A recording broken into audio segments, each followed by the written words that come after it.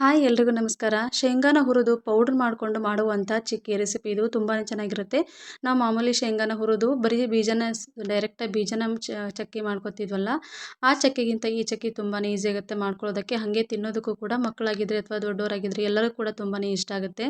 ಮೊದಲಿಗೆ ನಾನಿಲ್ಲಿ 1.5 ಕಪ್ ಆಗಷ್ಟು ಶೇಂಗಾನ ತೊಗೊಂಡಿದ್ದೀನಿ. ಈ ರೀತಿ ಶೇಂಗಾನ ತೊಗೊಂಡು ಲೋ ಟು ಮೀಡಿಯಂ ಫ್ಲೇಮಲ್ಲಿ ಚೆನ್ನಾಗಿ ಇದನ್ನು ಫ್ರೈ ಮಾಡ್ಕೋಬೇಕು. ಇದನ್ನು ಜಾಸ್ತಿ ಹೈ ಫ್ಲೇಮ್ ಇಟ್ಟಂತೂ ಫ್ರೈ ಮಾಡ್ಕೊಳ್ಳೋಕೆ ಹೋಗಬಾರ್ದು, ಇಲ್ಲಾಂದರೆ ಸೀದ್ ಹೋಗಿ ಕಲರ್ ಚೇಂಜ್ ಆಗಿಬಿಡುತ್ತೆ. ಆ ರೀತಿ ಆಗಬಾರ್ದು. ನೋಡು ನಾನು ಕೂಡ ತೋರಿಸಿದ್ದೀನಲ್ಲ, ಸೇಮ್ ಕಂಪ್ಲೀಟಾಗಿ ಲೋ ಫ್ಲೇಮಲ್ಲಿ ಇಟ್ಕೊಂಡು ನಾನಿಲ್ಲಿ ಶೇಂಗಾನ ಹುರ್ಕೋತಾ ಇದ್ದೀನಿ. ನೋಡ್ತಾ ಇರ್ಬೋದು, ಈ ರೀತಿ ಲೈಟಾಗಿ ಕಲರ್ ಚೇಂಜ್ ಆಗಿರುತ್ತೆ. ಸಿಪ್ಪೆ ಅನ್ನೋದು ತನ್ನಿಂದ ತಾನೇ ಬಿಟ್ಕೊಳ್ತಾ ಬರುತ್ತೆ. ಆವಾಗ ಅಂದರೆ ಕರೆಕ್ಟಾಗಿ ಶೇಂಗಾನು ಹುರಿದಿದೆ ಅಂತ ಅರ್ಥ. ಇವಾಗ ನಾನು ಗ್ಯಾಸನ್ನು ಫ್ಲೇಮನ್ನು ಆಫ್ ಮಾಡ್ಕೊಂಬಿಟ್ಟು ಇಲ್ಲಿ ಒಂದು ಪ್ಲೇಟ್ಗೆ ಟ್ರಾನ್ಸ್ಫರ್ ಮಾಡ್ಕೊತಾ ಇದ್ದೀನಿ. ಇದನ್ನು ಕಂಪ್ಲೀಟಾಗಿ ತಣ್ಣಗಾಗಬೇಕು ಬಿಡಬೇಕು. ತಣ್ಣಗಾದ್ಮೇಲೆ ಸಿಪ್ಪೆ ಅನ್ನೋದು ನೀಟಾಗಿ ಬಂದುಬಿಡುತ್ತೆ. ನೋಡ್ತಾ ಇರ್ಬೋದು, ನಾನು ಕೂಡ ಒಂದು ಸ್ವಲ್ಪ ತಣ್ಣಗಾದ್ಮೇಲೆ ಸಿಪ್ಪೆನೆಲ್ಲ ಬಿಡಿಸ್ಕೊಳ್ತಾ ಇದ್ದೀನಿ. ಈ ರೀತಿ ಸಿಪ್ಪೆ ಕಂಪ್ಲೀಟಾಗಿ ಒಂಚೂರು ಇರ್ಬಾರ್ದು, ಅಲ್ಲಿವರೆಗೂ ಸಿಪ್ಪೆನ ಇರುತ್ತೆ. ಕೈಯಿಂದ ಒತ್ತಿದರೆ ಸಾಕು, ಅದು ಸಿಪ್ಪೆ ಅನ್ನೋದು ಬೇಗನೆ ಬಿಟ್ಕೊಂಡ್ಬಿಡುತ್ತೆ ತುಂಬ ಈಸಿಯಾಗಿ. ನಾನಿಲ್ಲಿ ಎಲ್ಲ ಸಿಪ್ಪೆನ ತಗೊಂಡು ಹುರಿದಿರೋಂಥ ಶೇಂಗಾನಲ್ಲಿ ಮಿಕ್ಸಿ ಜಾರ್ಗೆ ಹಾಕೋತಾ ಇದ್ದೀನಿ. ಇಲ್ಲಿ ಜಾರ್ಗೆ ಹಾಕುವಾಗ ಮಾತ್ರ ಒಂದು ಸ್ವಲ್ಪ ನೋಡಿಕೊಂಡು ಗಮನವಿಟ್ಕೊಂಡು ಹಾಕಬೇಕು. ಈ ರೀತಿ ಜಾರ್ಗೆ ಹಾಕಿದ್ಮೇಲೆ ಆನ್ ಆ್ಯಂಡ್ ಆಫ್ ಒಂದು ನಿಮಿಷದಲ್ಲಿ ಸಾಕು, ಅಷ್ಟಾದರೆ ಸಾಕಾಗುತ್ತೆ. ಆ ರೀತಿ ನಾವು ಇಲ್ಲಿ ಆನ್ ಆ್ಯಂಡ್ ಆಫ್ ಮಾಡಿಕೊಂಡು ಈ ಮಿಕ್ಸ್ ಮಾಡ್ಕೊಂಡು ಬರಬೇಕು.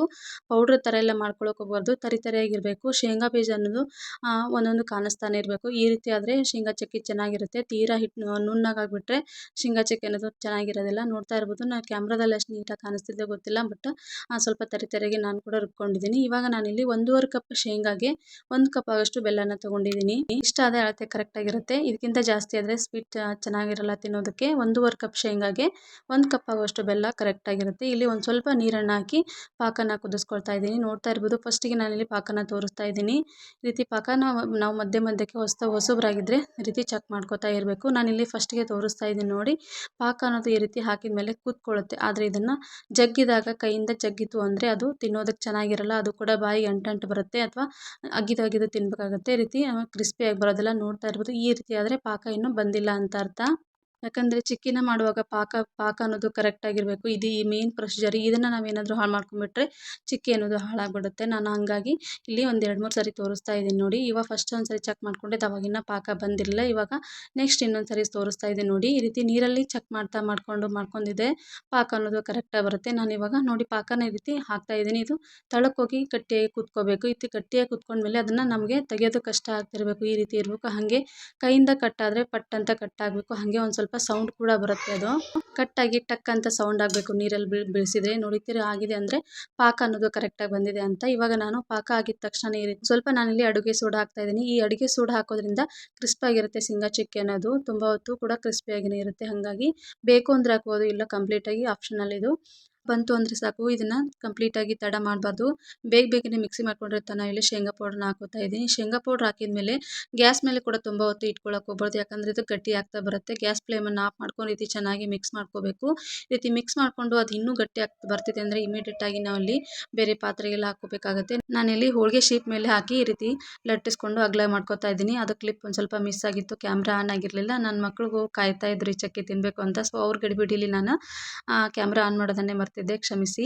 ಇವಾಗ ನೋಡಿ ನಾನಿಲ್ಲಿ ಬಿಸಿ ಇರುವಾಗಲೇ ಈ ರೀತಿ ಚೆನ್ನಾಗಿ ಸ್ಪ್ರೆಡ್ ಮಾಡ್ಕೋಬೇಕು. ನಿಮಗೆ ತೆಳು ಬೇಕಂದರೆ ತೆಳುವಾಗಿ ಮಾಡ್ಕೋಬೋದು, ಅಥವಾ ದಪ್ಪ ಬೇಕಂದರೆ ಈ ರೀತಿ ಸ್ವಲ್ಪ ಅಗಲನ ಕಡಿಮೆ ಮಾಡಿಕೊಂಡು ದಪ್ಪ ಕೂಡ ಮಾಡ್ಕೋಬೋದು. ನಮಗೆ ಮಕ್ಕಳಾಗಿರೋದ್ರಿಂದ ಮಕ್ಕಳಿಗೆ ತಿನ್ನೋದಕ್ಕೆ ಇಷ್ಟ ಆಗುತ್ತೆ ಅಂತ ನಾನಿಲ್ಲಿ ತೆಳುವಾಗಿನೇ ಈ ರೀತಿ ರೌಂಡ್ ಶೇಪಲ್ಲಿ ಎಲ್ಲನೂ ಲಟ್ಟಣಿಗೆ ಸಹಾಯದಿಂದ ಈ ಥರ ಲಟ್ಟಿಸ್ಕೊತಾ ಇದ್ದೀನಿ. ಅಂದರೆ ಈವನ್ ಆಗಿ ಎಲ್ಲ ಕಡೆ ಒಂದೇ ಸೈಜಲ್ಲಿ ಬರುತ್ತೆ ಅಂತ. ಹಾಗೆ ಪಾಕ ಏನಾದರೂ ಕರೆಕ್ಟಾಗಿ ಇರಲಿಲ್ಲ ಅಂದರೆ ಇದನ್ನು ಮಾಡೋದು ತುಂಬಾ ಕಷ್ಟ. ಹಾಗಾಗಿ ಪಾಕ ಅನ್ನೋದು ಕರೆಕ್ಟಾಗಿ ಮಾಡಿಕೊಂಡ್ರೆ ಕರೆಕ್ಟಾಗಿರುವಂಥ ಚಿಕ್ಕಿನ ನಾವು ಸೇಮ್ ಅಂಗಡಿಗಳೆಲ್ಲ ತರ್ತೀವಲ್ಲ ಅದೇ ಥರ ಮಾಡ್ಕೋಬೋದು. ನಾವು ರೀತಿ ಲಟ್ಟಿಸಿದ ಮೇಲೆ ಇವಾಗಲೇ ಇದನ್ನು ಸ್ವಲ್ಪ ಬಿಸಿ ಇರೋಲ್ಲ ಈ ರೀತಿ ಮಾರ್ಕ್ ಮಾಡ್ಕೊಂಡ್ಬಿಡ್ಬೇಕು. ಒಂದು ಸ್ವಲ್ಪ ಬಿಟ್ಟರೆ ಸಾಕು, ಅದು ಗಟ್ಟಿಯಾಗಿಬಿಡುತ್ತೆ. ಗಟ್ಟಿ ಆಯಿತು ಅಂದರೆ ನಮಗೆ ಕಟ್ ಮಾಡ್ಕೊಳ್ಳೋದಕ್ಕೆ ಆಗೋದಿಲ್ಲ. ನಿಮಗೆ ದೊಡ್ಡ ಸೈಜ್ ಬೇಕು ಅಂದರೆ ದೊಡ್ಡ ಸೈಜಲ್ಲಿ, ಅಥವಾ ಚಿಕ್ಕ ಸೈಜ್ ಬೇಕಂದರೆ ಚಿಕ್ಕ ಸೈಜಲ್ಲಿ ಕೂಡ ಮಾಡ್ಕೋಬೋದು. ನಿಮ್ಗೆ ಯಾವ ಶೇಪ್ ಬೇಕು ನೋಡಿ ಆ ಶೇಪಲ್ಲಿ ಇದನ್ನು ಕಟ್ ಮಾಡ್ಕೋಬೇಕು. ಹಾಗೆ ಫಸ್ಟ್ ಟೈಮ್ ಯಾರಾದರೂ ನಮ್ಮ ಚಾನಲ್ ನೋಡ್ತಾ ಇರೋರು ಪ್ಲೀಸ್ ಸಬ್ಸ್ಕ್ರೈಬ್ ಮಾಡ್ಕೊಂಡು ನೋಡಿ, ಹಾಗೆ ಸಪೋರ್ಟ್ ಮಾಡಿ. ವಿಡಿಯೋ ಇಷ್ಟ ಆಯಿತು ಅಂದರೆ ದಯವಿಟ್ಟು ಕಮೆಂಟಲ್ಲಿ ತಿಳಿಸಿ, ಹಾಗೆ ಲೈಕ್ ಕೂಡ ಮಾಡಿ. ಚಿಕ್ಕಿ ಮಾಡೋದೇನು ದೊಡ್ಡ ಕೆಲಸನೇ ಇಲ್ಲ. ಪಾಕ ಅನ್ನೋದು ಕರೆಕ್ಟಾಗಿ ನಾವು ತಿಳ್ಕೊಂಬಿಟ್ರೆ ಚಿಕ್ಕಿನ ಆರಾಮಾಗಿ ಮಾಡ್ಕೋಬೋದು. ಇದು ಒಂಥರ ವಿಧಾನದಲ್ಲಿ ಆದರೆ ಇನ್ನೊಂದು ಥರ ಕೂಡ ಮಾಡ್ಕೋತಾರೆ. ಶೇಂಗಾನ ಹುರಿದು ಡೈರೆಕ್ಟಾಗಿ ಸಿಪ್ಪೆನೆ ತೆಗೆದು ಹಾಗೆ ಮಾಡ್ಕೊಳ್ಳೋದು. ಬಟ್ ಆ ರೀತಿ ಮಾಡೋದಕ್ಕಿಂತ ಈ ರೀತಿ ಮಾಡಿದ್ರೆ ಮಕ್ಕಳಿಗೆ ತುಂಬಾ ಇಷ್ಟ ಆಗುತ್ತೆ. ನೋಡ್ತಾ ಇರ್ಬೋದು, ನಾನಿಲ್ಲಿ ಒಂಥರ ಕಟ್ ಮಾಡ್ಕೊಂಡು ಈ ಸೈಜಲ್ಲಿ ಕಟ್ ಮಾಡ್ಕೊತಿದ್ದೀನಿ. ನೀವು ಯಾವ ಶೇಪಲ್ಲಿ ಕೂಡ ಕಟ್ ಮಾಡ್ಕೋಬೋದು. ನಾನಿಲ್ಲಿ ಸ್ಕ್ವೇರ್ ಶೇಪಲ್ಲಿ ಕಟ್ ಮಾಡ್ಕೋತಾ ಇದ್ದೀನಿ. ಇದನ್ನು ಬಿಸಿ ಇರುವಾಗಲೇ ಮಾಡ್ಕೊಂಬಿಡಬೇಕು ಗಮನವಿಟ್ಟು. ಇಲ್ಲ ಸ್ವಲ್ಪ ನಾವು ಆಚೆ ಈಚೆ ಗಮನ ಹರಿಸಿದ್ರೆ ಈ ರೀತಿ ಕಟ್ ಮಾಡೋಕ್ಕೂ ಆಗೋದಿಲ್ಲ. ನೋಡ್ತಾ ಇರ್ಬೋದು ಎಷ್ಟು ಚೆನ್ನಾಗಿ ಕಾಣಿಸ್ತಿದೆ ಅಂತ, ಎಷ್ಟು ಶೈನಿಂಗಾಗಿ ಕಾಣಿಸ್ತಿದೆ ನೋಡಿ. ಇದಕ್ಕೆ ಎಕ್ಸ್ಟ್ರಾ ಏನು ನಾವು ಎಣ್ಣೆ ತುಪ್ಪ ಪಾಕದಲ್ಲಿ ಏನೂ ಹಾಕೋದು ಬೇಕಾಗಿಲ್ಲ. ಅದೇ ಒರಿಜಿನಲ್ ಕಲರ್ ಹಂಗೆ ಬಂದುಬಿಡುತ್ತೆ. ತುಂಬ ಚೆನ್ನಾಗಿದೆ. ನನಗಂತೂ ತುಂಬಾ ಖುಷಿ ಆಯಿತು. ಯಾಕಂದರೆ ನನ್ನ ಮಕ್ಕಳು ಯಾವಾಗಲೂ ಚಾಕ್ಲೇಟ್ ಕೇಳೋರು, ಇವತ್ತು ಚಿಕ್ಕಿ ಅಂತ ಕೇಳಿದ್ರು. ಸೊ ಹಾಗಾಗಿ ಅವ್ರಿಗೋಸ್ಕರ ನಾನಿಲ್ಲಿ ಚಿಕ್ಕಿನ ಮಾಡ್ತಾಯಿದ್ದೀನಿ. ಅವ್ರಿಗೂ ನೋಡಿ ಅಂತೂ ತುಂಬಾ ಖುಷಿಯಾಗಿತ್ತು. ಆಲ್ರೆಡಿ ಕಾಯ್ತಾ ಇದ್ರು ಕೊಡು ಅಂತ. ಬೇಕಾದ್ರೆ ಸೆಟ್ ಆಗಬೇಕು, ಸೆಟ್ ಆದಮೇಲೆ ಮಾತ್ರ ನೀಟಾಗಿ ಬಂದುಬಿಡುತ್ತೆ ಅದು.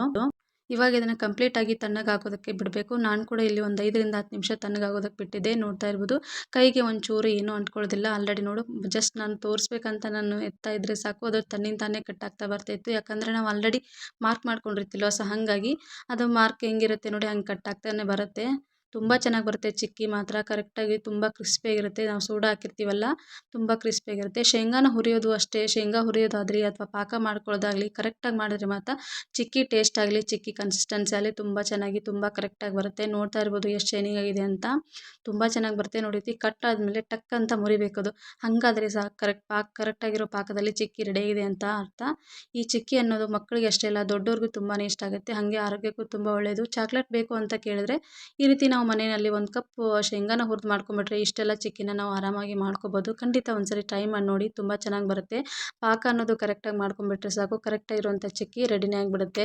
ನಾವು ಅಂಗಡಿಗಳಲ್ಲಿ ತರೋದಕ್ಕಿಂತ ಈ ಥರ ಮನೆಯಲ್ಲಿ ಆರಾಮಾಗಿ ಫ್ರೆಶ್ ಆಗಿ ಮಾಡ್ಕೊಂಬಿಡ್ಬೋದು. ಇದಕ್ಕೆ ಜಾಸ್ತಿ ಹೊತ್ತು ಟೈಮ್ ಕೂಡ ಬೇಕಾಗೋದಿಲ್ಲ. ಯಾಕಂದರೆ ನಾವು ಆಲ್ರೆಡಿ ಮನೆಯಲ್ಲಿ ಒಂದು ಸ್ವಲ್ಪ ಸ್ವಲ್ಪ ಮಾಡ್ಕೊತಿರ್ತೀವಿ ನೋಡಿ, ನಮಗೆ ಎಷ್ಟು ಬೇಕೋ ಅಷ್ಟು. ಅದನ್ನು ಮಾಡೋದಕ್ಕೆ ಏನು ಜಾಸ್ತಿ ಹೊತ್ತು ಟೈಮ್ ಕೂಡ ಬೇಕಾಗೋದಿಲ್ಲ. ಆರಾಮಾಗಿ ಮನೆಯಲ್ಲೇ ಮಕ್ಕಳು ಬೇಕು ಅಂದಾಗ ಅಥವಾ ತಿನ್ನಬೇಕು ಅನ್ನಿಸ್ದಾಗ ಪಟ್ಟಂತ ಮಾಡ್ಕೋಬೋದು. ತುಂಬ ಚೆನ್ನಾಗಿರುತ್ತೆ. ನೋಡ್ತಾ ಇರ್ಬೋದು ಚಿಕ್ಕಿ ಎಷ್ಟು ಚೆನ್ನಾಗಿ ಬಂದಿದೆ ಅಂತ. ನನಗಂತೂ ನಿಜ ಖುಷಿನೇ ಆಗೋಯಿತು. ಇಷ್ಟು ಚೆನ್ನಾಗಿರೋಂಥ ಚಿಕ್ಕಿನ ನಾವು ಆರಾಮಾಗಿ ಮನೆಯಲ್ಲೇ ಮಾಡ್ಕೋಬೋದು ಅಂದರೆ ಯಾರಿಗೆ ತಾನೇ ಇಷ್ಟ ಆಗಲ್ಲ. ನಮ್ಮ ಮನೇಲಂತೂ ಎಲ್ಲರಿಗೂ ಇಷ್ಟ ಆಯಿತು ಈ ಚಿಕ್ಕಿ. ಖಂಡಿತ ಒಂದ್ಸರಿ ಟ್ರೈ ಮಾಡಿ ನೋಡಿ. ಕರೆಕ್ಟಾಗಿರೋ ಅಳತೆಲ್ಲ ಮಾಡ್ಕೊಂಬಿಟ್ರೆ ಚಿಕ್ಕಿ ಅನ್ನೋದು ತುಂಬ ಚೆನ್ನಾಗಿರುತ್ತೆ. ನೋಡಿ ನಾನು ಎಲ್ಲವೂ ಈ ರೀತಿ ಪೀಸಸ್ಗಳನ್ನಾಗಿ ಮಾಡ್ಕೊಂಡಿದ್ದೀನಿ. ಇದನ್ನು ಈ ರೀತಿ ಮಾಡಿಕೊಂಡು ನಾವು ಒಂದು ಏರ್ಟೈಟ್ ಕಂಟೈನರ್ ಹಾಕಿ ಮಾಡಿ ಸ್ಟೋರ್ ಮಾಡಿ ಕೂಡ ಇಟ್ಕೋಬೋದು. ತುಂಬ ಚೆನ್ನಾಗಿರುತ್ತೆ. ಅಷ್ಟೇ ಕ್ರಿಸ್ಪಿಯಾಗಿ ಕೂಡ ಇರುತ್ತೆ. ಖಂಡಿತ ವಿಡಿಯೋ ಇಷ್ಟ ಆದರೆ ಒಂದು ಲೈಕ್ ಮಾಡಿ. Thank you so much for watching.